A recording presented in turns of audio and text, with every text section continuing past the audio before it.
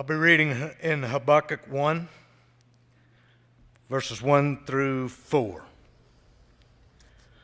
The prophecy that Habakkuk the prophet received. How long, Lord, must I call for help, but you do not listen? Or cry out to you violence, but you do not save? Why do you make me look at injustice? Why do you tolerate wrongdoing? Destruction and violence are before me. Their strife and conflict abound. Therefore the law is paralyzed, and justice never prevails. The wicked hymn of the righteous, so that justice is perverted.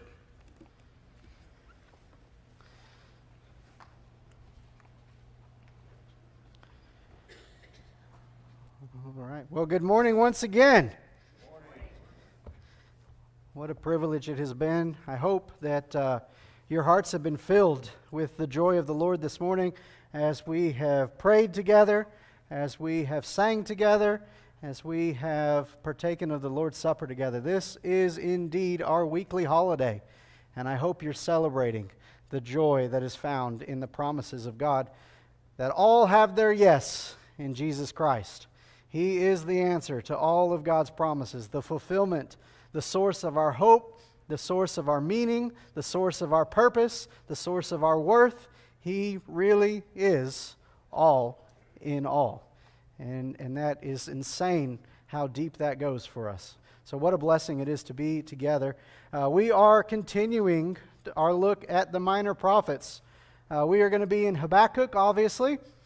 That's one of those little tongue twisters that's kind of hard. How are you supposed to say it? How does it sound like? I said, you can just say Hab. Just say Hab and move on. Because then it's easier for you. Habakkuk is one of my favorites. I love this dialogue. And I love the exchange that goes back and forth and how it concludes with the words of Habakkuk. You hopefully are reading along in the plan, so you should have read this. If not, never fear, you can read it again this week and delve into it. Let's go ahead and go to the Lord in prayer as we begin our time in His Word. Oh, precious Father, we come before you just in awe of who you are, Lord.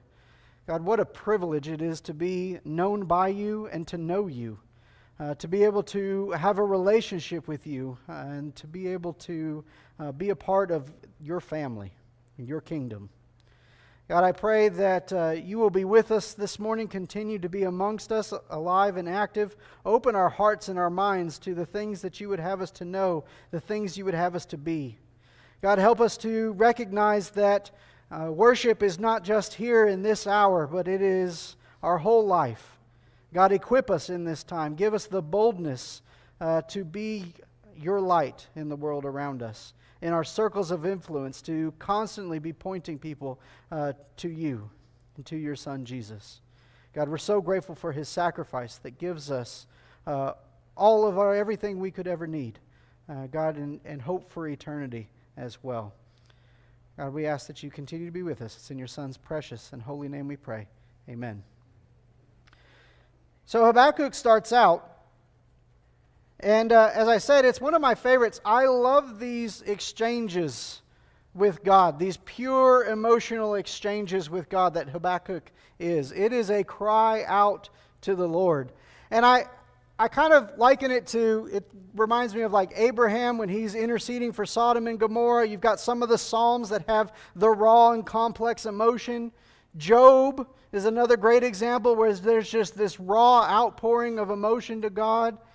Those are always exciting to me because I think a lot of times we have this idea or this twisting of like James where it's talking about let the one who doubts not ask God for anything or suppose that he will receive anything from the Lord. And we think that means that we're never allowed to have questions and that we're never allowed to be like, God, what are you doing? And it's like that's actually not what James is talking about at all. He's talking about expecting God to show up and answer is what he's talking about there in that passage. And Habakkuk exactly has that. That's one of the first things that stands out to me, is that in this conversation, Habakkuk completely and totally expects God to respond. He has this expectation on the outset that if I cry out to God about the things that don't make sense to me, that God is going to meet me there and that God is going to answer me. As we started in our passage, he's kind of taken the two. He says, in the Old Testament and in the other scriptures we have, I see that this is who God is. But then when I look around at the world around me, I don't see that God. I see a God who allows injustice. I see a God who allows wickedness in my context, right? All the same things that we've seen verified as we look through these minor prophets. God has been crying out against all of these things for Israel and for Judah and even the peoples around, Assyria and Edom. Babylon gets their words of get it together also. Judgment is coming. Do we expect God to respond? I hope we do. I think sometimes we get sucked into the world the way, the secularization of the world, where we start to be like, well, I'm going to pray, and God may respond if he feels like it, if it's his will. We start to give all these cop-outs. That is what James is talking about, by the way. When we start to make excuses for why God isn't going to respond or why God isn't going to be active in our lives and in our situations. The caveat to that, of course, is that God's way is better than our way, so he may not respond or show up in the way that we think in that moment he wants. But God always shows up. We do not serve a God, church, that is just sitting on his throne watching everything go by. We do not serve a God who is just sitting, waiting for his time, and then he's going to be like, all right, now it's time to get back in there and fix it all. We serve a God who is alive and active. He is active in all of our lives. He is active in the world at large in complex ways that are difficult to wrap our heads around. God always responds. And so our expectation better be that we serve a God who moves. We serve a God who responds, a God who acts, a God who is good. Do we expect God to be good? See, Habakkuk in his cry, he's like, I see there's a disconnect. I know the character of God. It's a lot like Jonah, right? Jonah was mad, remember? Because he's like, I know that you're a God of mercy, and I don't want those people don't deserve mercy, Lord. Right? But Habakkuk has the same idea. You're a God of justice. You're a God of mercy. So why, when I look at your people, do I see injustice? Do I see wickedness? Do I see the rich taking advantage of the poor? Why do I see immorality abound all over the place? But he expects God to be good. He expects God to act. It's kind of this almost not even like a personal cry, but it's like a general cry on behalf of the people. Does your heart hurt for the world? I pray that it does. And I know that's heavy and I know that's hard because there's a lot of brokenness in the world. There's a lot of things in the world that aren't right, that aren't going the way God intended them to go. In our lives individually, but collectively too. And Habakkuk sees the collective dysfunction, the collective brokenness, and he cries out, God, what are you doing? Where are you? What's going to happen? God answers, of course, in the text as you keep reading. God responds and he says, yeah, justice is coming. In the form of the Chaldeans. The Babylonians are coming. And then he lists the whole long thing about how dangerous and fierce and ferocious the Babylonians are, the Chaldeans. And he says they're coming and they're going to exact my vengeance, my justice. They are going to be the instruments.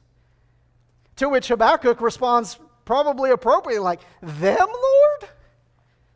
Of all the people, of all the things, those people are worse than we are. How, Lord? How? Why them? Far be it from you. See, again, Habakkuk is beautifully wrestling with the character of God.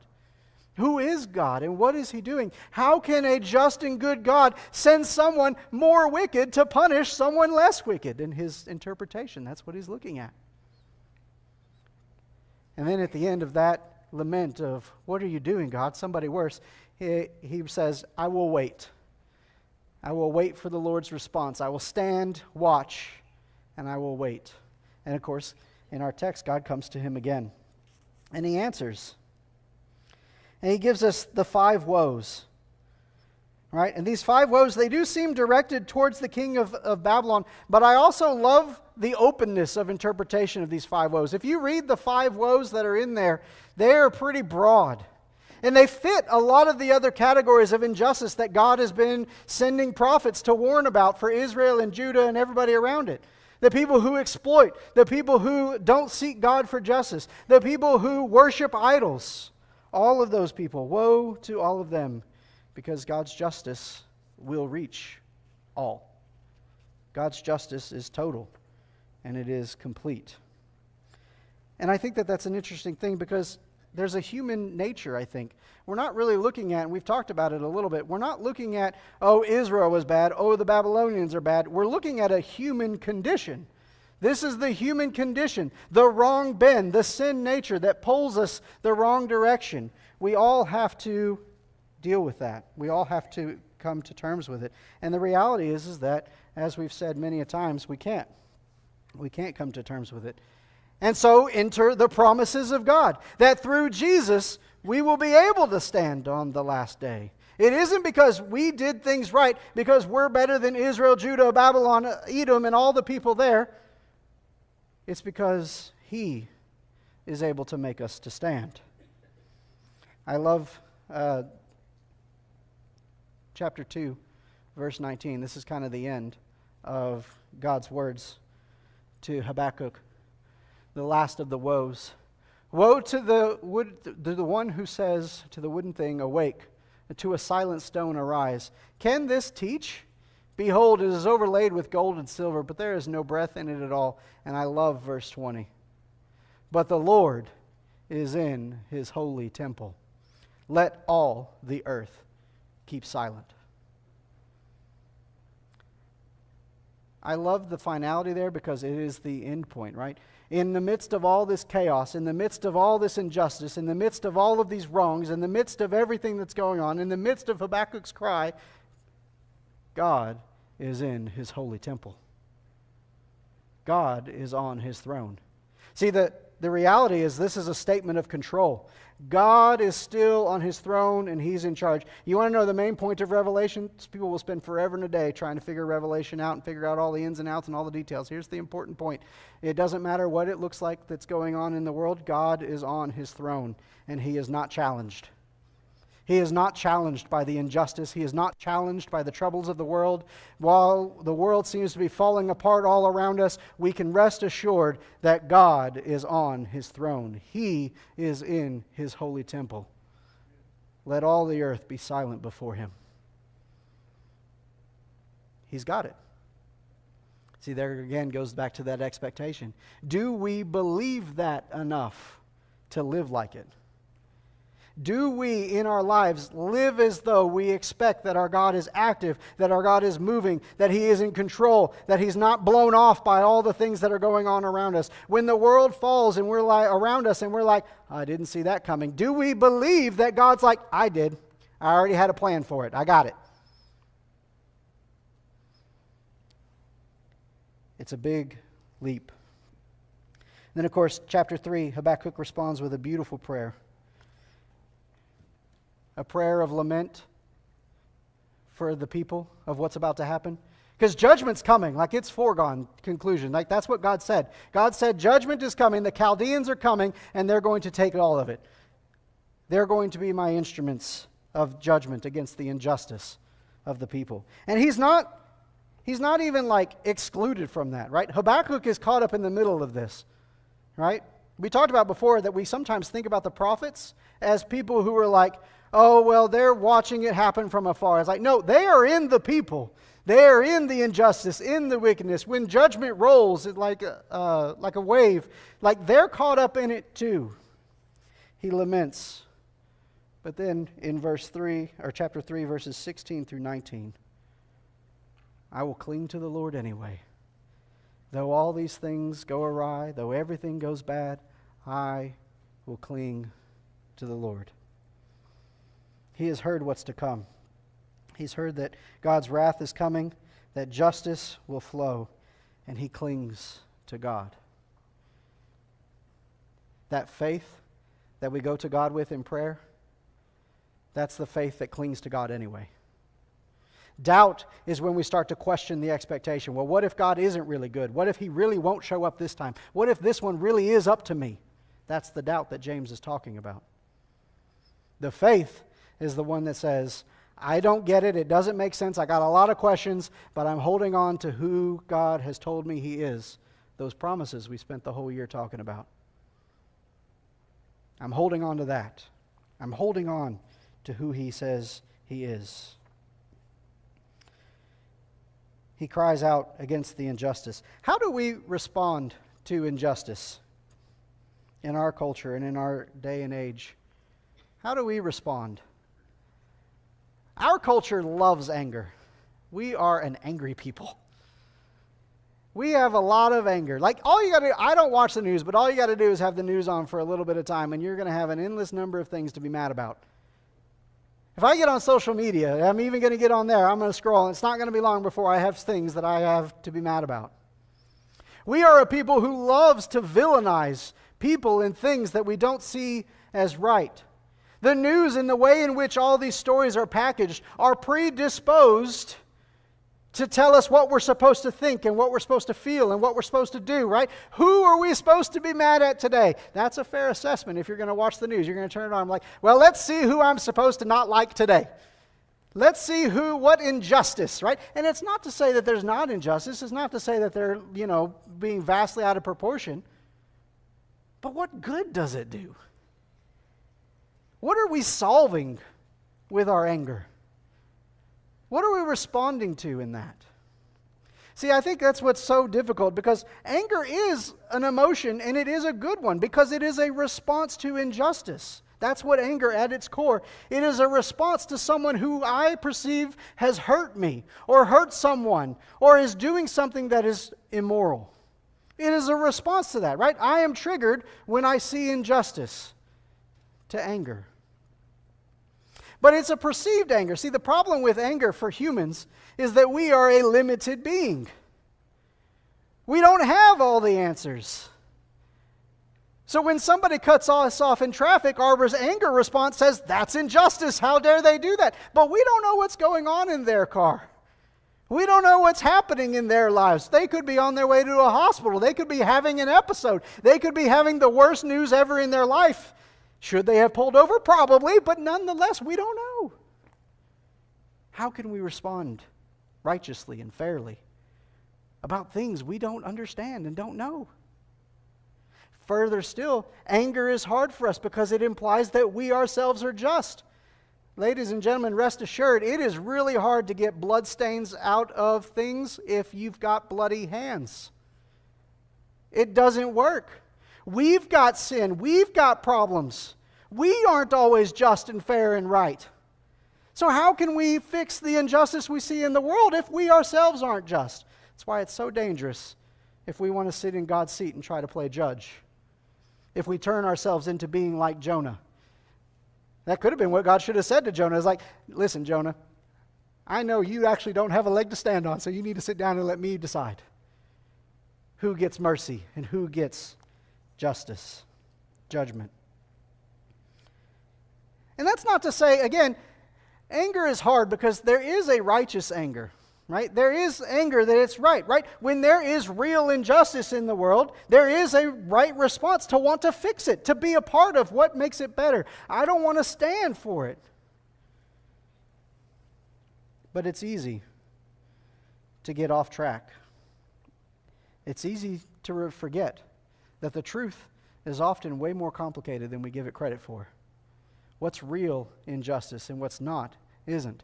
Right? Even in Habakkuk, as he's talking about the Chaldeans, and he's talking about Israel, he's already trying to compare who's worse and who's this. But he doesn't know any of these people. He doesn't know what's going on. He's got a limited frame of view that he's trying to make these judgments with.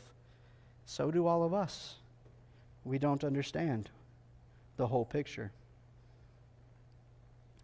There's a lot of times that we go to that idea of righteous anger. And I'm not saying that anger is always off the table, but there should be anger dealt with correctly.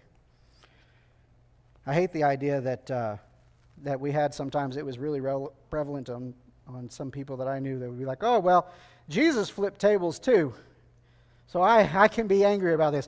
Oddly enough, the people were on social media saying that, and it's like, I promise you don't know what's going on in everybody's life. You were too far removed. You got no idea. But I'll make you a deal. You can use the flip tables story the day you become sinless and perfect in every way, shape, and form. You can use that excuse. Even Jesus flipped tables. Ladies and gentlemen, we are not Jesus. We aren't him. We've got to be very careful with how we use anger. The emotional release of anger, even for righteous causes, almost always goes wrong. And later on, if you can think of a time it goes right, you can come and bring it to me, because I really wrestled with it this week. I could not find a time in my mind that that anger, even for a righteous cause, if it's emotionally driven, goes well. It's exactly what we talked about with the kids, right? Anger, fine, but you got to process it, and you got to think about how to deal with it humbly. You got to realize your limited scope of ability. But Habakkuk gives us another way. He gives us lamentation. It is a cry to the only source of true justice and mercy. He cries out and surrenders control to God. He isn't dependent upon his outrage or his strength, but he's dependent on the sovereign goodness of God. Church, there are things that are too big for us to handle. There is injustice and there is brokenness that is too big for us, right? We aren't the ones who change the world. God is. And so we've got to let him have it. We've got to give it over to him. So here's the rule of thumb. The rule of thumb is this. Thought out anger means that you've thought through it, you've worked through the emotion, you found a Christ-like, humble fix for it. Humble meaning that you recognize that you may not have all the answers to the puzzle. Go for it. No impulses. When you can actually bring true justice and you can help shine a light back to God, go for it. I promise you those times, you can probably count those times on one hand. When it comes to anger towards yourself, towards a sin in your life, be ruthless. If there is a sin in your life, if there is temptation that you are constantly battling, I want you to be as angry as possible at that sin. Be ruthless about eliminating it. For some of us, that means we got to take some drastic steps. Jesus talks about if your right eye causes you to sin, just gouge it out, right? What if he's not playing? What if for some of us, what's on that screen that I hold in my hand is too big or too hard for me to overcome, so I got to dump it all together? Get rid of your phone. I'm serious. Be aggressively angry at sin. Do not tolerate it in your life. You have full right to be angry at the sin in your life. Be aggressive about seeking God in your life. I want more time with God, and I'm going to throw everything else out, or as much as I can out, to be with God more, to abide in his promises. Be aggressive. Be angry about it. Seek it with everything you got. For the rest, lament. Give it to God. In the same way as prayer, it feels kind of idle sometimes. It feels like I didn't do anything. But I promise, just like prayer, there is nothing more important than you can do than to give it to the one who's on his throne and in his temple. Give it to him. Cry out to him when we don't understand, when injustice seems so widespread, when we're not quite sure who's actually in the right and who's actually in the wrong, and the truth is probably both are somewhat in the right and somewhat in the wrong. Give it to God and let him sort it out. It's a superpower. So this is it. These are our 3 challenges this week. First one is to see things from every angle. This one is really, really hard because we all have our belief system about the different issues and the different things. We have our belief about other people and about each other. I want you to actually assume that you're wrong and go find out what the other side says about it. Seriously. It could be if somebody hurt you, go figure out, try to put yourself in their shoes and figure out why. On those big issues that we love to talk about so much in our culture, immigration, abortion, all those things, sit with it. Notice, I'm not justifying sin and I'm not doing it. I'm just telling you to actually sit with it and recognize that the only right response to these things is to cry out to God and to walk faithfully, to sit into the individual situation. See things from every angle. Be an instrument for God's justice and His mercy. Recognize that it does no good for us to sit and lament or sit and be angry and do nothing. Instead, we, as the church, have been charged with the mission of being salt and light, being instruments of God's justice, and most importantly, His mercy. I promise God's going to handle the justice part. Be a part of the mercy. Maybe that means that you've got to go and clothe somebody. You've got to go and help somebody. And it may be like the 6th or 7th time you've had to help somebody. Keep going. Keep going.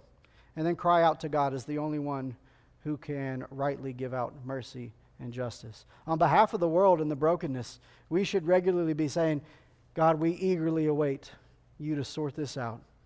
Help us where we can be a part of your plan. Help us to walk in it boldly. These are our challenges that we have this week. This is what you have. This morning, if we can help you out through prayer, now's the time.